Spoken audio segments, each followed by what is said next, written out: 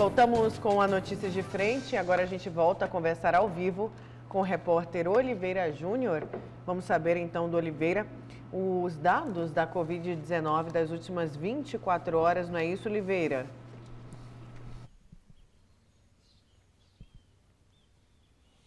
Ok, Nayara, vamos atualizar os dados divulgados no final da tarde de ontem pela Secretaria Estadual de Saúde. Foram 65 mortes e quase 2.000 novos casos nas últimas 24 horas no estado. Neste momento, há 346.743 casos confirmados em Mato Grosso. Recuperados, 324.630 pacientes. Internados, 1.875. Em enfermaria, 988, 432 em leitos públicos. Em UTIs, 790 pacientes. Leitos públicos, 516. Em isolamento domiciliar, recebendo tratamento em casa, há 10.905 pacientes. O total de óbitos no estado chega a 9.233. 397 pacientes estão ocupando neste momento leitos clínicos disponíveis no SUS, com 53% a taxa de ocupação. Há 18 leitos de UTI disponíveis no SUS, com a taxa de ocupação de 96,63%. Você falou agora há pouco, Nayara, leu uma mensagem aí de uma senhora que está querendo ir trabalhar, sair do bairro, vir para o centro e não tem ônibus, né? Nós vamos dar uma passada agora nos pontos de ônibus no centro para ver como é que está a movimentação e se realmente estiver faltando ônibus ou aglomeração, nós voltamos dentro do programa, ok? Oliveira, é isso mesmo. Ela disse que vários amigos estão aí nos pontos, nos bairros também, e está uma demora danada, viu, hoje. Obrigada pelas suas informações. Se for necessário, então você volta daqui a pouco com a gente. E olha, tem um levantamento aqui no site Olhar Direto que merece registro, É o seguinte, no cálculo por 1 milhão de habitantes, se Mato Grosso fosse um país, seria a terceira nação com mais mortes de Covid-19, né? E aí eles têm, inclusive, aqui colocaram até um gráfico, né, fazendo este comparativo. Em primeiro, a República Tcheca, né, com 2.664 mortes por 1 milhão de habitantes. Depois vem a Hungria, com 2.627 mortes. E aí vem Mato Grosso, né, com 2.556 mortes por 1 milhão de habitantes. O detalhe que é o seguinte, nós temos 3.400.000 habitantes, é isso? É. E morreram o quê? Mais de 9.000 pessoas até aqui, é isso? Isso é o quê? É 3% do total de habitantes, né? Do número total de habitantes, não é isso? É. É isso? Você é professor, o cálculo está correto? Está correto. Haroldo Arruda Júnior, é isso, né? Está correto. Quer dizer, então... O que é intrigante é nós sabermos que, por exemplo, o índice de contaminação num país que adotou lockdown, adotou isolamento, né? É um número X. Quando você compara com presídios, que você tem celas com 45, 50, 60 pessoas dentro de uma cela, o índice é infinitamente menor, considerando que eles estão praticamente apinhados um em cima do outro. Ou seja, será que o isolamento realmente Onde que é funcional? Menor, professor? Dentro do presídio. Não. Dentro de um presídio. Desculpa, não concordo com isso. Você pega, por exemplo, nós temos, olha o raciocínio. Aqui em Mato Grosso mesmo, pega Rondônia. Nós temos informações recentes divulgadas do alto número de pessoas infectadas, né?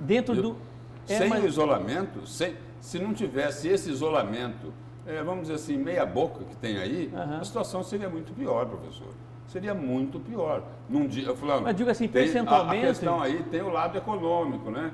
Muita gente acabou se prejudicando, né? Milhares, milhões de pessoas, porque ficaram sem emprego, é isso? Sem renda, né? Sem comida, né? Agora, sem esse isolamento aí, porque nós desenvolvemos uma variante, é isso? Várias. Uma não, várias, né? Várias. Não é? Mas a notícia boa da OMS ontem é que realmente já tem uma luz no fim do túnel e nos próximos meses nós já temos aí a pandemia controlada, segundo o Tedros, né, o presidente da OMS, no mundo. Né? Antes do destaque do Lúcio, vai ser do Lúcio agora, eu quero chamar a atenção aqui para a capa do jornal A Gazeta, Famílias, falar aqui do caso, né, da Isabelle, perdão, famílias denunciam privilégios à atiradora.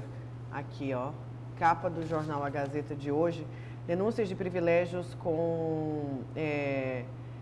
conferidos à adolescente, né, presa por ter matado a Isabelle numa unidade socioeducativa na capital em relação às acomodações, visitas de parentes e acesso à alimentação da própria. Foram feitas a redação do jornal A Gazeta. E olha, Lúcio, a denúncia é grave, né? De regalia mesmo, tudo que a gente vem falando aqui. Mas não pode. Não pode. No Brasil sempre teve. Se você pegar, tem uma série na Netflix chamada As Prisões Mais Severas do Mundo. Aqui no Brasil eles colocam 2 ou 3 prisões que chega a ser interessante.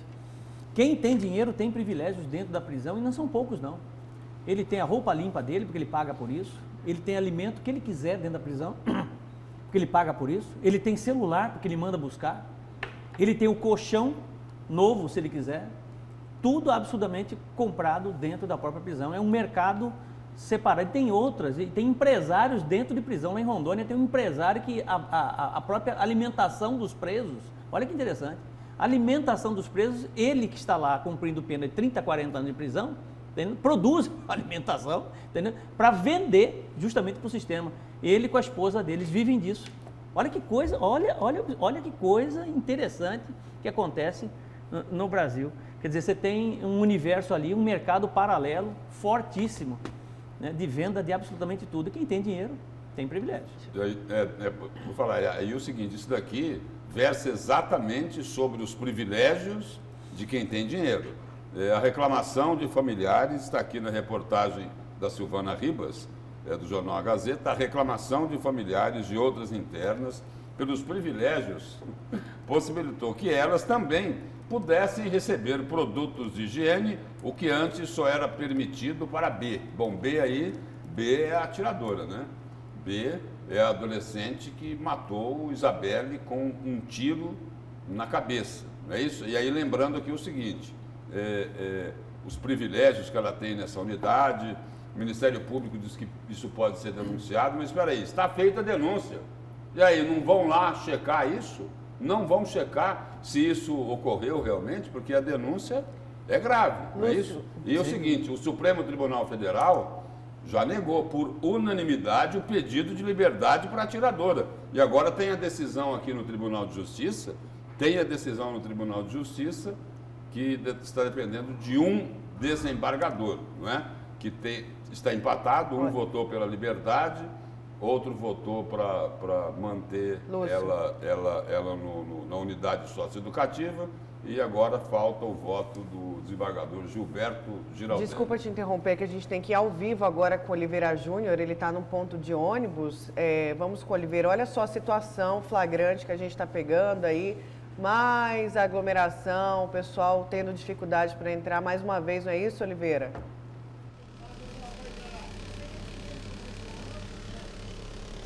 Nayara, nós chegamos num ponto de ônibus aqui atrás da Matriz. Esse é o ônibus que vai para Guia. Tinha uma senhora aqui que estava 1h30 esperando. Ela acabou de falar com a gente, subiu aqui no ônibus. E todo esse pessoal aqui precisa trabalhar mais de 1 hora esperando o ônibus para ir para o distrito da Guia. E outras linhas também. O pessoal que está sentado aqui também está esperando. Deixa eu conversar aqui com essa senhora aqui. A senhora está esperando o ônibus para onde? Ali para o Hospital São Benedito, o 302. Quanto tempo a senhora está esperando? Já tem uma meia hora. A senhora trabalha na saúde? Aham, já estou no Hospital São Benedito. Indo para o plantão? Aham. Eu pego o ônibus lá no Osmar Cabral, lá já atrasou ele. Por causa que eu peguei o segundo ônibus, o primeiro passa 5 horas, aí o segundo passa 5h10. Geralmente eu pego de 5h10, 5h15. Não passou, ficou lá já atrasado uns 40 minutos. Aí depois que passou 5h17. Aí eu chego aqui para me pegar o outro. A senhora vai chegar atrasada no trabalho? Um pouco, né? Um pouco. Por culpa do ônibus, né? Tudo por causa do ônibus. Eles não eram para tirar os ônibus dia de feriado, porque você trabalha. Já não tem, né? Nos dias normais já não tem, já é pouco ônibus. Aí eles tiram no feriado, aí fica meio difícil pra gente, né? Qual é o nome da senhora? Genésia. Obrigado, dona Genésia. Trabalhadora da saúde indo trabalhar no Hospital São Benedito, esperando o ônibus, vai chegar atrasada. Como é que a prefeitura libera o comércio para trabalhar e não tem ônibus para o trabalhador? Olha o ônibus lotado aí, ó. O ônibus está lotado. Esse ônibus vai para Guia. 1h30 o povo esperando, uma vergonha em pleno feriado, o pessoal indo trabalhar e não tem ônibus. Isso é brincadeira, né, Lúcia? Nossa, Oliveira Júnior, que situação aí que tá passando o povo, hein? Meu Deus do céu. Aí, ó, cadê os vereadores nesse momento?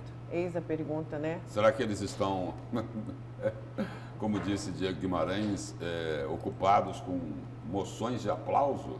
Será que é isso? Pode ser, ou eles né? não têm tempo para fazer isso? Ah, eles estão em rodízio ou em home office, é isso? Ali, essa é a situação. Ou seja, a corda arrebenta do lado mais fraco, em cima do pobre, não é isso? Aqui é o seguinte, a denúncia agora há pouco era de que a menor, que a família dela tem grandes posses, tem um patrimônio elevado, tem dinheiro, entra com recurso atrás de recurso, tem privilégios lá na unidade socioeducativa. Ali, no ponto de ônibus, né? O trabalhador que precisa do transporte coletivo é tratado dessa forma. Um ônibus atrasa 30 minutos, o outro 40 minutos, o outro mais de 1 hora, como disse aí o repórter Oliveira Júnior. Mas está tudo bem, né? Para eles, para os governantes, está uma beleza. Sabe o que, né? tem que fazer para resolver isso? É espetacular, não é isso? Fazer o que para resolver isso, definir. Porque coragem para resolver, nem Emanuel Pinheiro tem, nem Calil Baracate tem. Não tem a menor intenção de botar a mão nesse vespeiro, porque eles sabem que quem está por trás dessa empresa de transporte coletivo é tubarão e muito forte. E eles têm envolvimento, sim, rabo preso com esses caras do transporte público aqui em Cuiabá, em Várzea Grande. Não tem coragem de mexer.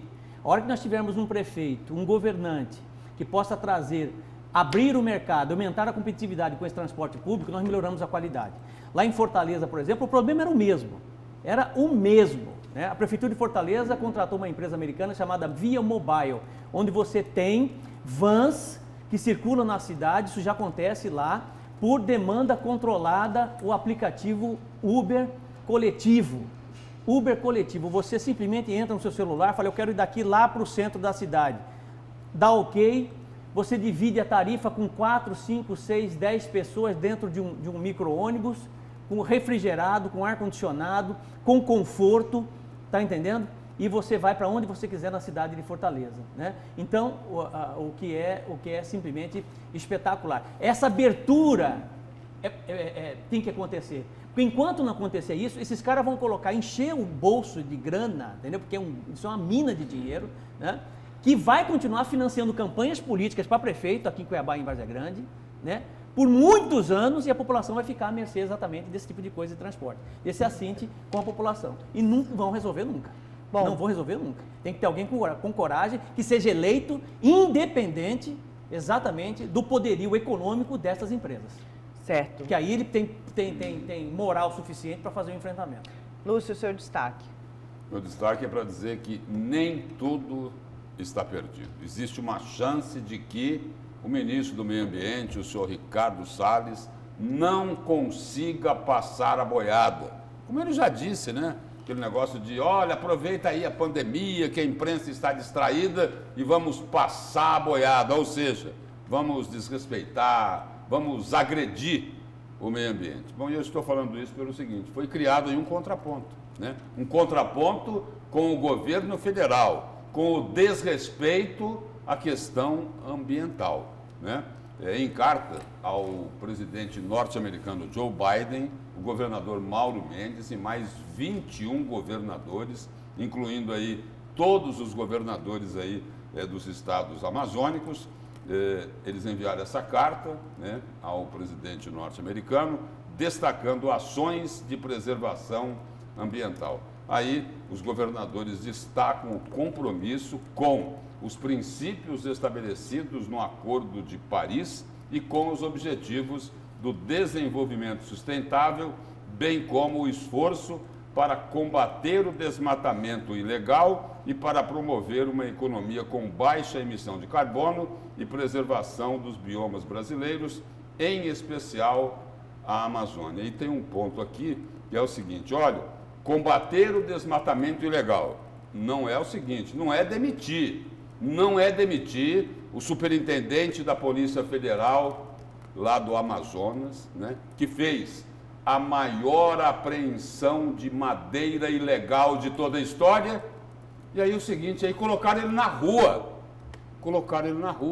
Aí o ministro do Meio Ambiente foi lá para visitar, né, fazer uma visita à madeira apreendida. Agora ontem, numa outra fiscalização, já não é na Polícia Federal, no IBAMA, estão demitindo, me parece que no Paraná, um superintendente do IBAMA. De novo o seguinte, tentam proteger o meio ambiente, mas não querem que isso seja feito. E aí nessa carta aí, o Centro-Oeste, né, eles destacam, né, que o Centro-Oeste, os governadores colocam isso, o Centro-Oeste tem muito desses ativos ambientais e produz muitos alimentos, assim como os Estados Unidos. O Brasil também é um grande produtor mundial e queremos que nossas economias tenham cada vez mais conceitos de estar produzindo com baixas emissões, e é nesse sentido que queremos cooperar com os Estados Unidos. Aí essa carta aqui dos governadores, ela foi entregue ao embaixador norte-americano aqui no Brasil, que é o Todd Chapman. Ele agradeceu o comprometimento dos governadores em colaborar com a agenda ambiental e disse o seguinte: essa carta mostra, olha só que interessante isso, essa carta mostra que esses governadores são comprometidos. Entendeu a palavra, Nayara Moura? Haroldo Arruda Júnior. Esses governadores são comprometidos a encontrar soluções e isso me alegra muito. Muito importante essa iniciativa, continua o embaixador, porque eu confio nas autoridades locais. Agradeço que vocês estejam trabalhando conosco e com outros países que têm o mesmo desejo. Então, aí ele conclui, falou, olha, eu vou mandar essa carta ainda hoje ao presidente Joe Biden, disse o embaixador norte-americano no país. Então, está criado aí um contraponto por mais de 20 governadores aqui do país, né, dizendo o seguinte, olha, o nosso compromisso é proteger o meio ambiente. Agora, os governadores também têm que fazer a lição de casa, né?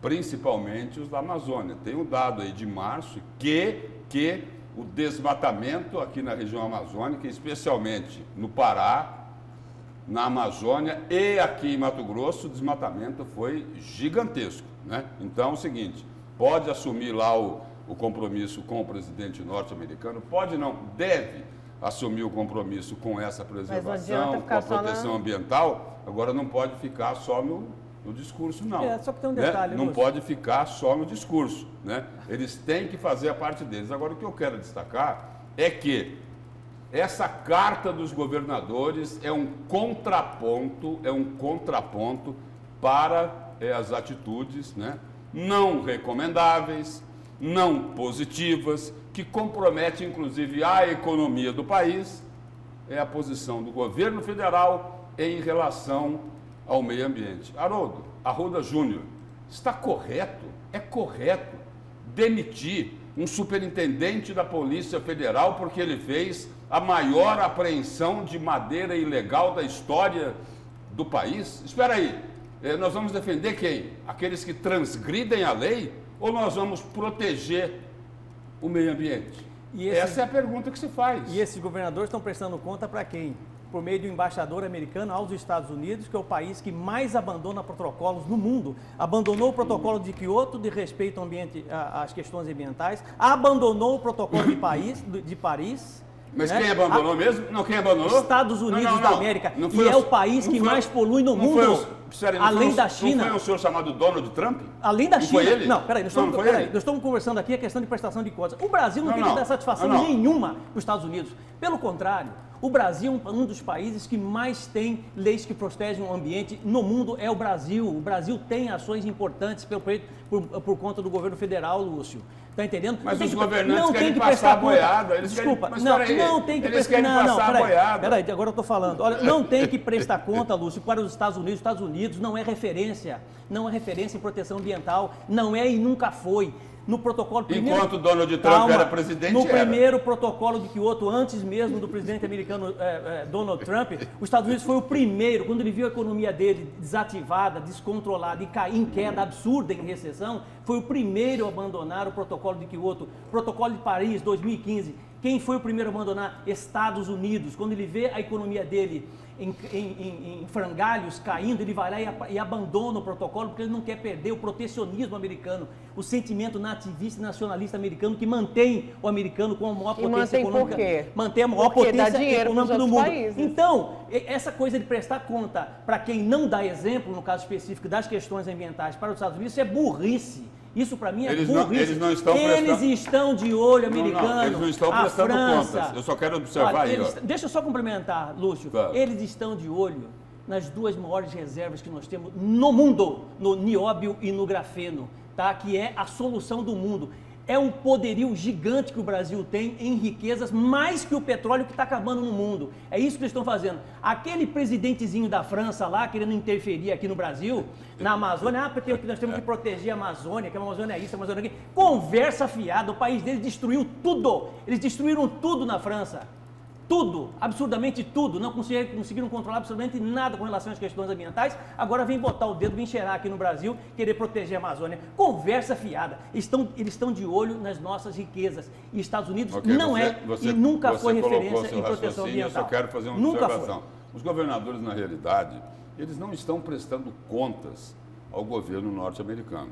O que os governadores estão fazendo é o seguinte, olha, este é o nosso compromisso com a defesa e a proteção ambiental. Não é prestar contas, me desculpe, eles não estão prestando contas, eles estão dizendo o seguinte, olha, o nosso compromisso não é o compromisso do governo federal, o nosso compromisso é outro, o nosso compromisso é de proteção ambiental, não é demitir superintendente da Polícia Federal porque está tentando proteger o meio ambiente, apreendendo, fazendo a maior apreensão de madeira ilegal. Só um minuto, professor, por favor.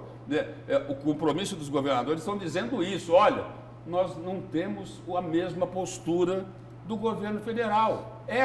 Esse é o recado que os governadores estão mandando para o presidente Joe Biden. E aí, o embaixador interpretou. Falou, olha, nós temos confiança nas autoridades locais, não é isso?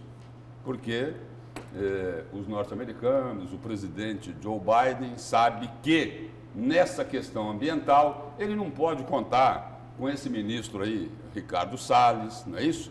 Que deveria proteger mais o meio ambiente ao invés de passar a mão na cabeça de quem transgride a lei, de quem agride, de quem ataca, de quem destrói o meio ambiente, de quem coloca a floresta no chão. Então, o recado dos governadores é esse, olha, nós não somos e não defendemos aquilo que o governo federal está pregando e não está fazendo. Quer mandar recado? Não manda para os Estados Unidos, manda para a Holanda, manda para a Alemanha, manda para a Finlândia, onde você tem uma certa referência de proteção ambiental. E eles que dão dinheiro, eles que emprestam, eles que ajudam. Não é proteção ambiental, o objeto não é proteção ambiental. Haroldo? Não é proteção ambiental. Mas quem que dá? Pois é, o objeto na descrição de tem proteção que falar ambiental. Com a Holanda, com a Finlândia. Claro, é quem tem referência em proteção ambiental. A verdade é o seguinte, Estados Unidos, a verdade é o seguinte, para muita gente aí, os Estados Unidos eram uma maravilha com Donald Trump.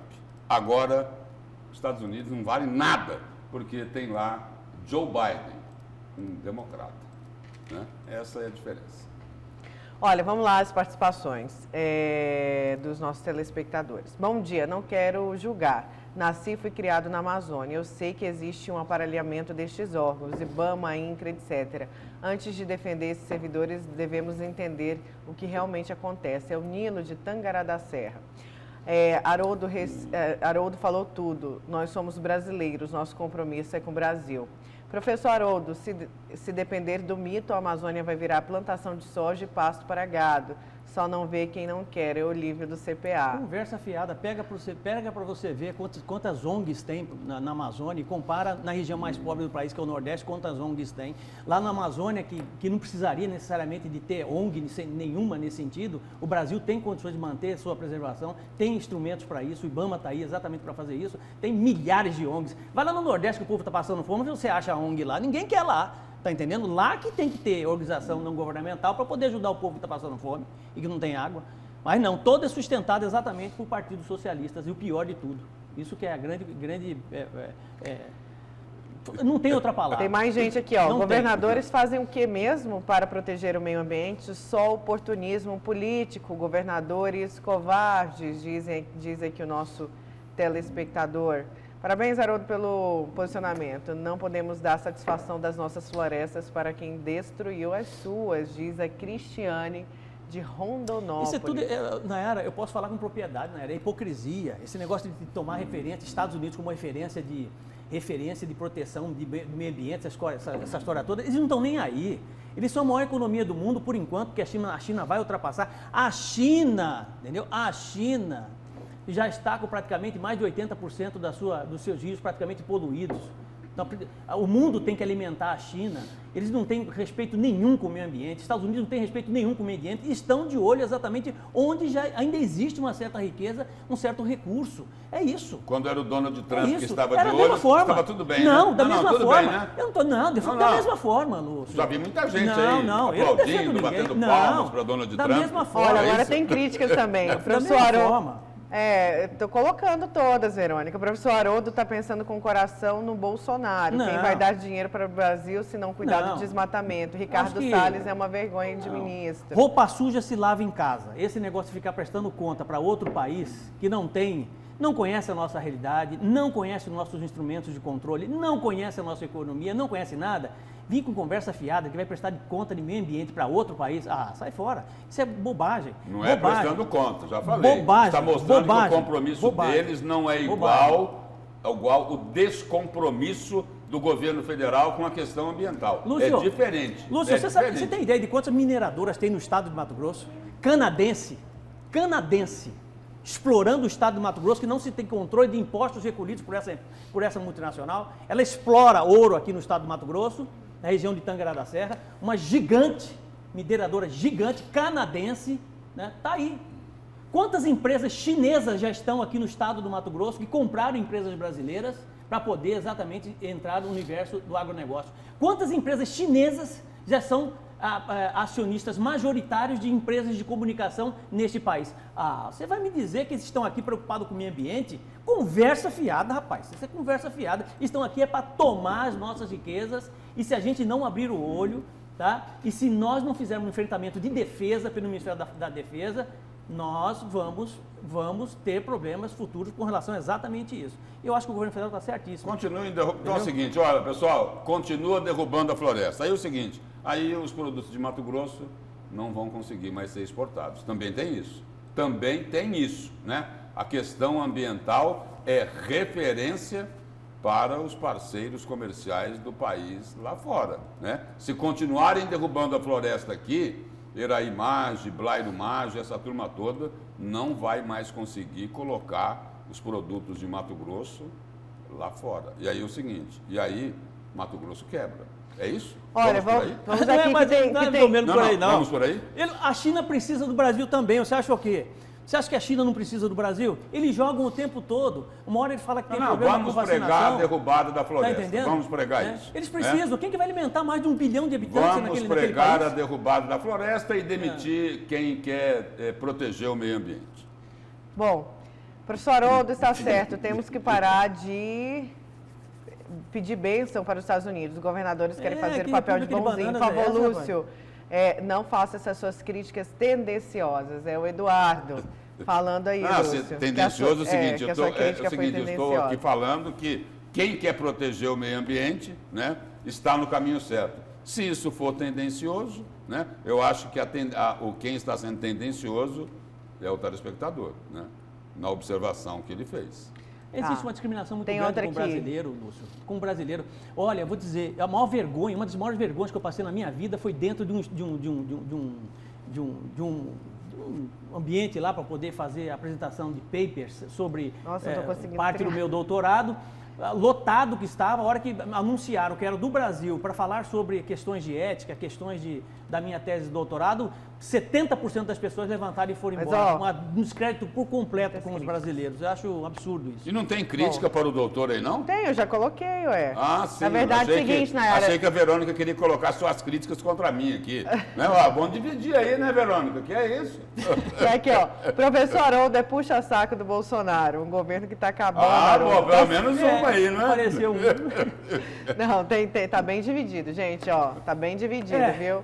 Faz parte. Você viu a humildade do professor? Ah, apareceu uma crítica. Não, É humilde. Não, olha, Haroldo, essa daqui. olha, espera um pouquinho, deixa eu ver ali. Essa daqui. Ela fica Coité, procurando, Coité. né? Não, Deixa eu olhar lá na imagem. Ah, não. Eu achei que era as sandálias da humildade, mas você não está com elas hoje. Manda mais, turma.